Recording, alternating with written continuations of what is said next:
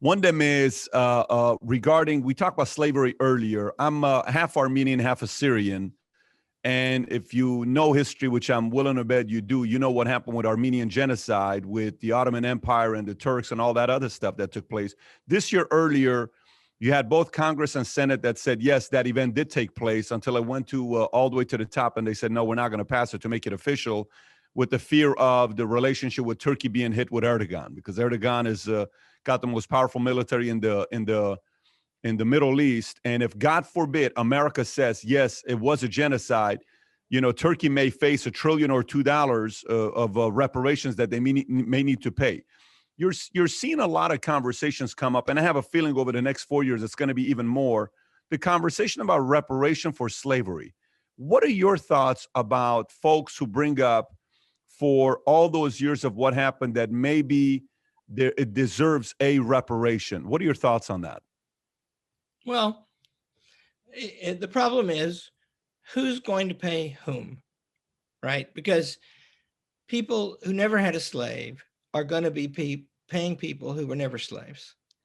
You see, that's what you have to do if you're going to have reparations. And why is that right? It means, by the way, that some people who are poor are going to be paying other people who are rich. That's, by the way, what affirmative action does in colleges. It means that rich people of one race get in ahead of poor people of another race. Because if they just mean tested, you know, like we have the Frederick Douglass scholarships at Hillsdale College. Frederick Douglass spoke on our campus twice. Really great man. And so severely poor kids, inner city kids, difficult background kids, we don't care what color they are, but we're looking for that, right? We have scholarships for those kids, but they're just like everybody else. They got to want to come, and they got to be able to do it. And so we go looking for ones who are like that. And come to find out, you can find some of them in the poor areas, because most of these colleges that do pick them by color, according to a book by a woman from Stanford, they're getting them from the suburbs. They're getting relatively rich kids, right? And that's not the deal, right? I mean, like, you know, the Armenians were slaughtered en masse, right? And the world should acknowledge that. That was shameful, right? And you know, the guy who did it, above all, Kemal Ataturk, the founder of modern Turkey, he was in many ways a very great man. And he turned Turkey toward the West as part of NATO, right? And here's another funny, history is so ironic. In the last stages of that Dardanelles campaign, where Churchill tried to flank around in the First World War through the Mediterranean,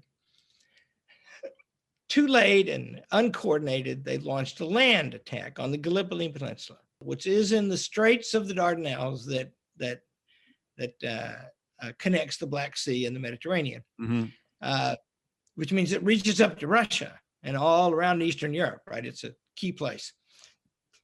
Well, they decided they didn't make it by ships. They decided to land some troops.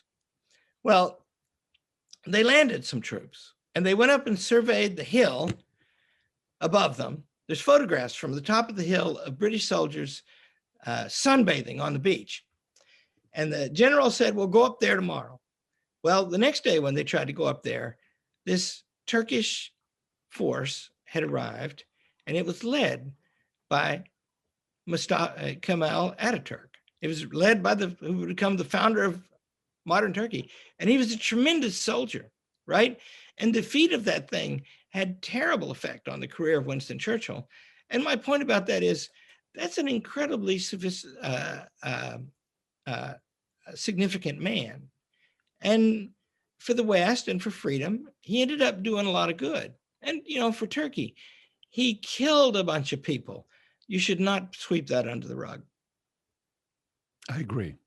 And the thing is, the right history being told for folks to know what really happened in events. So that was an interesting answer on reparations, saying those paying who didn't own slaves to those who weren't slaves. That kind of makes you think about it. But the argument come back and say, well, like the argument, I don't know if you saw when Kamala made that one video saying, you had a better head start than I did. I don't have any generational wealth. You did. You did have generational wealth.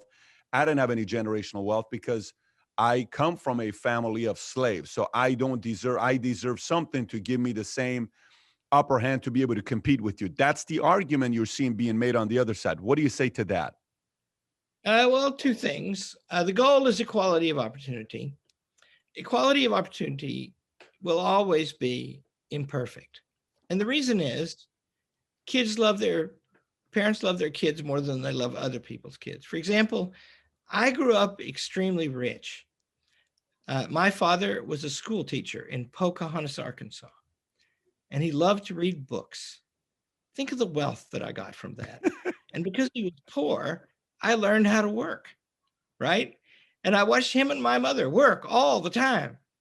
And so I became a worker, right? And I love to read books. Now, not everybody gets that advantage. And, I like to say, I might have been born to a rich wastrel. And instead, I got lucky. But, Patrick, you got lucky, right?